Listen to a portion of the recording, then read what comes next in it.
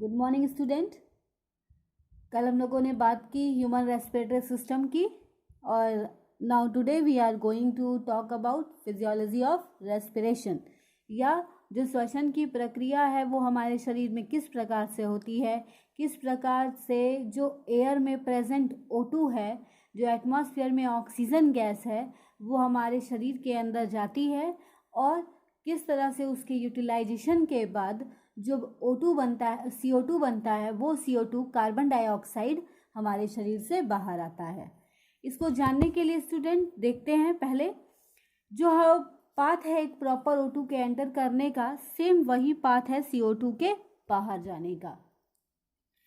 अब बात करते हैं फिजियोलॉजी ऑफ रेस्पिरेशन की। तो रेस्पिरेशन जो प्रोसेस है, श्वसन की जो प्रक्रिया है, वो 3 पदों में 3 स्टेप में कंप्लीट होती है। एक्सटर्नल रेस्पिरेशन या ब्रीथिंग कहते हैं, second transport of gases, and third is internal और सेलुलर रेस्पिरेशन।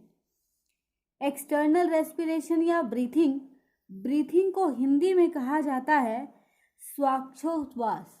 श्वासोच्छ्वास क्या है? जिसमें साधारणतः रूप से O2 इनहेल होता है और CO2 एक्सहेल, मतलब कार्बन डाइऑक्साइड का हमारे नाक से मुक्त होना और ऑक्सीजन का हमारे बॉडी के अंदर नोज के थ्रू अंदर जाना। अब student second step transport of gases. Transport of gases का मतलब क्या? जब O2 हमारे लंग्स तक जो गया है वो हमारे टिश्यू और सेल्स तक क्या होंगे? एब्जॉर्ब होंगे। किसकी मदद से? ट्रांसपोर्ट होंगे। किसकी मदद से? ब्लड के हेल्प से। और ब्लड उसी ऑक्सीजन को ट्रांसपोर्ट करेगा हर एक सेल और टिश्यू तक, और उस ऑक्सीजन के प्रेजेंस में जब फूड का ऑक्सीडेशन होगा तो कार्बन डाइऑक्साइड जो मुक्त होगी उसे भी वापस ब्लड लंग्स तक लेकर आएगा। इसको समझने के लिए मैं एक आपको डायग्राम रिप्रेजेंट करती हूँ। Just look at this. ये एक लाइन डायग्राम है। लाइन डायग्राम यहाँ जो आप देख रहे हैं ये बॉडी का ब्लड सर्कुलेशन है, रक्त परिसंचरण, और ऊपर 2 लंग्स दिए गए हैं। ये स्ट्रक्चर जो ड्रॉ किए गए हैं ये क्या शो कर रहे हैं? लंग्स। यहाँ पर देखिए स्टूडेंट, ऑक्सीजन अंदर आ रहा है। ऑक्सीजन एयर जब इनटेक कर रहे हैं तो नोज के थ्रू एंटर किया, और जैसे ही एयर एंटर हुआ तो सबसे पहले जो उसमें डस्ट पार्टिकल्स थे वो नीजल हेयर्स के थ्रू ट्रैप कर लिए गए, और फिर एयर एंटर किया कहाँ तक? लंग्स तक।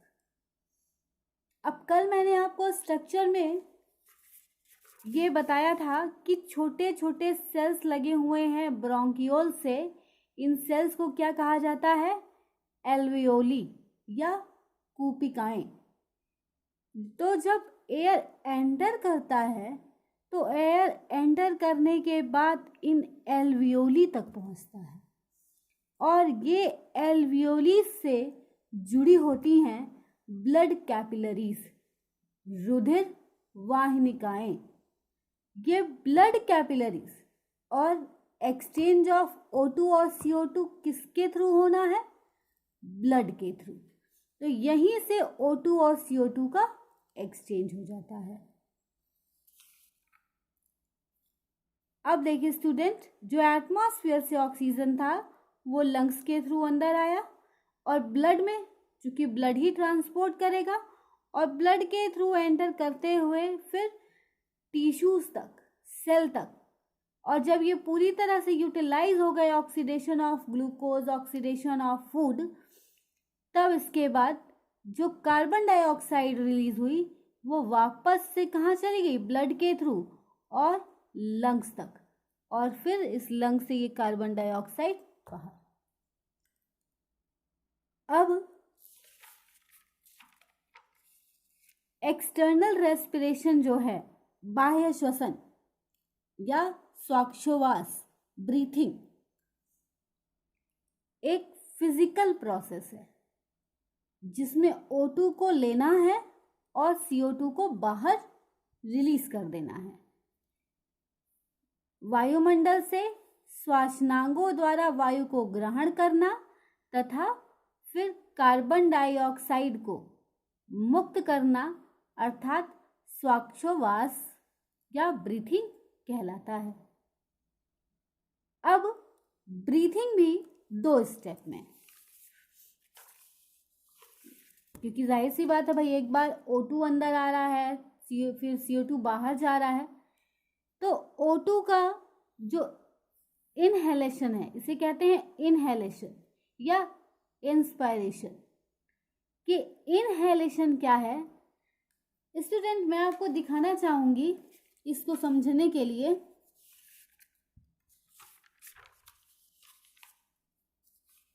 जो मानव श्वसन तंत्र है, लंग्स है, कल मैंने आपको बताया था कि ये लंग्स जहाँ सिचुएटेड होते हैं वो कहलाता है थोरेसिक कैविटी।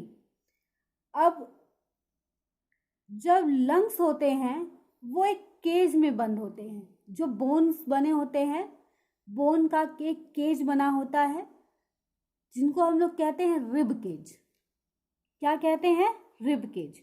और उस रिब केज में ये लंग्स सुरक्षित होते हैं। अब स्टूडेंट जब O2 एंटर करता है तो O2 के एंटर करने के साथ ही जो ये कैविटी है, थोरेसिक कैविटी है, इसका वॉल्यूम इंक्रीज कर जाता है और लंग्स का प्रेशर लो हो जाता है। लंग्स में प्रेशर डिक्रीज हो जाएगा, मतलब लंग्स पर कोई दबाव उस समय नहीं होगा जब ऑक्सीजन अंदर आएगी। और ये नीचे वाला स्ट्रक्चर कहलाता है डायाफ्राम। क्या कहलाता है? डायाफ्राम। और ये डायाफ्राम नीचे की तरफ खिंच जाते हैं, मतलब फ्लैट हो जाते हैं। फिर से सुनिएगा। When O2 enters in lungs, that time pressure in lungs is decreases and rib cages are वो बाहर की तरफ आने लगते हैं और डायफ्राम फ्लैट हो जाता है। तो ये प्रोसेस क्या होती है? इंस्पायरेशन, इनहेलेशन या अंतः श्वसन।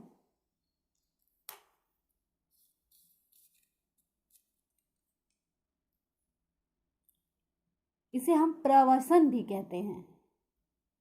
अब कार्बन डाइऑक्साइड, जब कार्बन डाइऑक्साइड बाहर जाएगा तो उस वक्त जो लंग्स हैं, क्योंकि वो पुल कर रहे हैं ना कि O2 को अपनी तरफ खींच रहे हैं जिससे कि वो बाहर के ले जा सके, तो यहाँ पर जब CO2 बाहर जाएगी तो लंग्स का जो प्रेशर है वो इंक्रीज कर जाएगा और डायफ्राम अपनी पुरानी कंडीशन में आ जाएगा और थोरेसिक कैविटी का वॉल्यूम डिक्रीज हो जाएगा, लेकिन लंग्स का जो प्रेशर है, लंग्स में जो प्रेशर है वो इंक्रीज हो जाएगा। तो ये प्रोसेस है इनहेलेशन और एक्सहेलेशन की।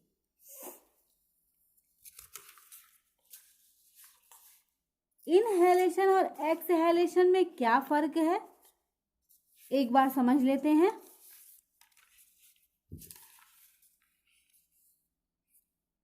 इनहेलेशन क्या है student? During inhalation the intercostal muscles pull the ribs outwardly.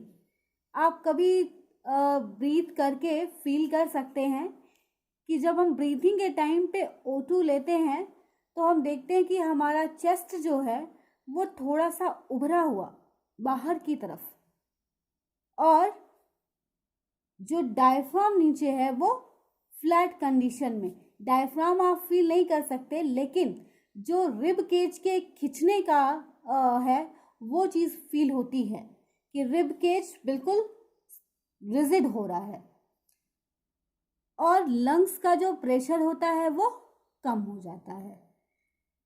लेकिन यही बात अगर हम एक्सहेलेशन के समय में कर रहे हैं तो एक्सहेलन में intercostal muscles pull the ribs अब अंदर की तरफ जाएंगे और जो डायफ्राम है वो वापस से अपनी शेप में वापस अपनी जगह पर आ जाएगा। निश्वसन के समय में रेडियल मसल्स शिथिल सिकुड़ते हैं, जबकि इनहेलेशन या अंतःश्वास या अंतःश्वसन के समय में ये क्या करते हैं, बाहर की तरफ आउटवर्ड मूव करते हैं।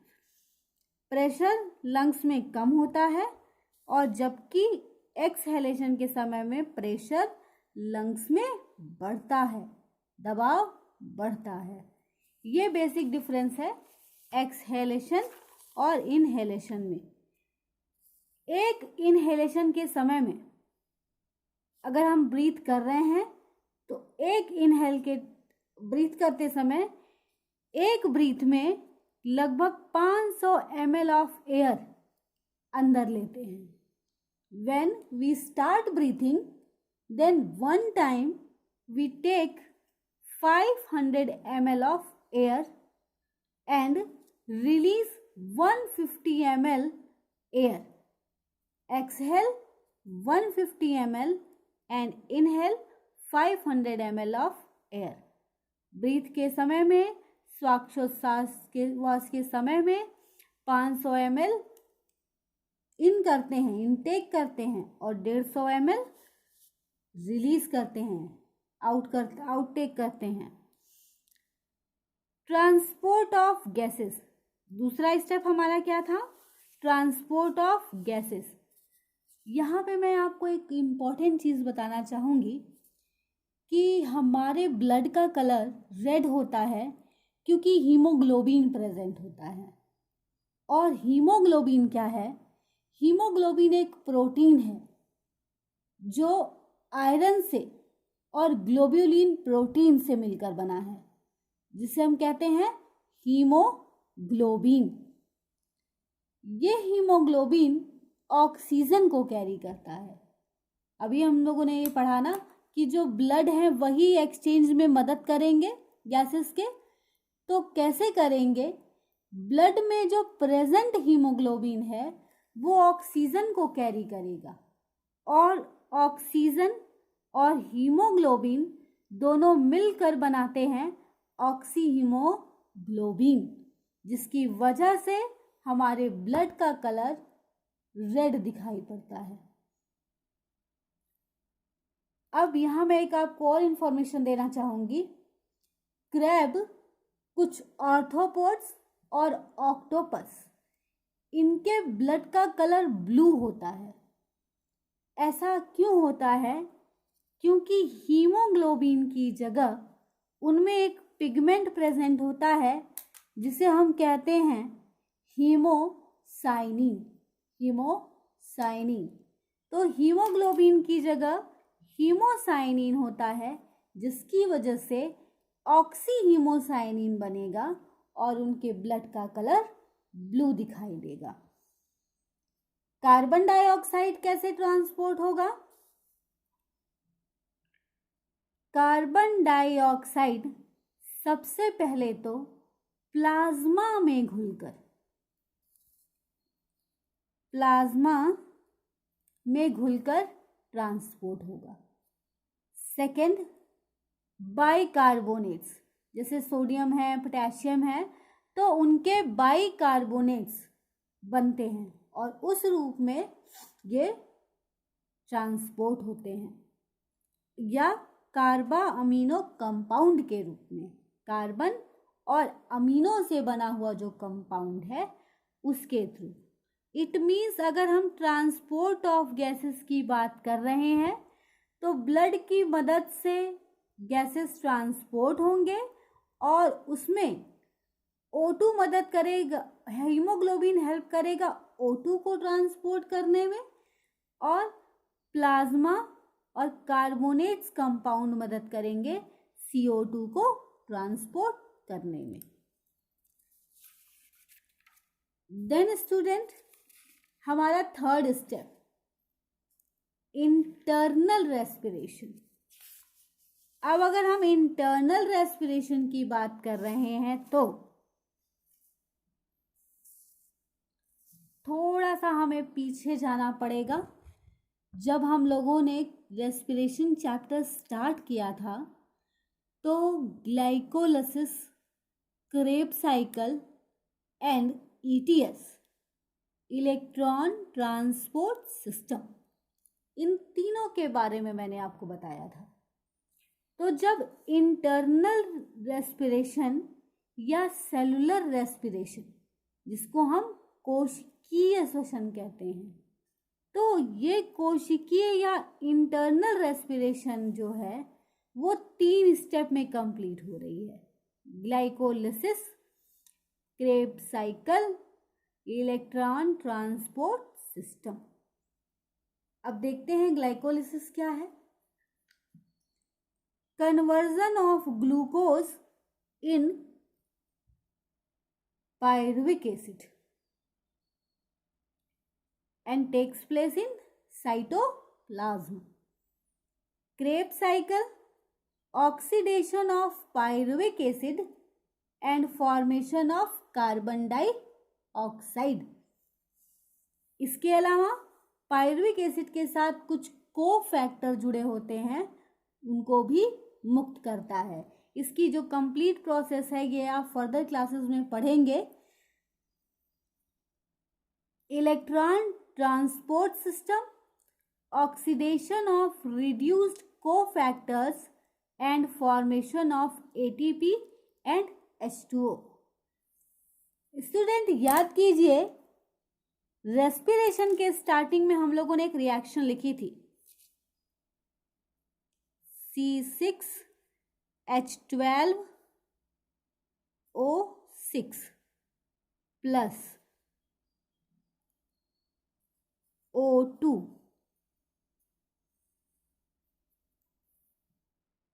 CO2 plus H2O plus energy. अब ध्यान दीजिए स्टूडेंट, C6H12O6 ग्लूकोज, तो पहले स्टेप में ये ग्लूकोज कन्वर्ट होगा किसमें? पायरुविक एसिड में। And then oxidation of pyruvic acid and formation of CO2. It means Krebs cycle में formation किसका हुआ? CO2 का।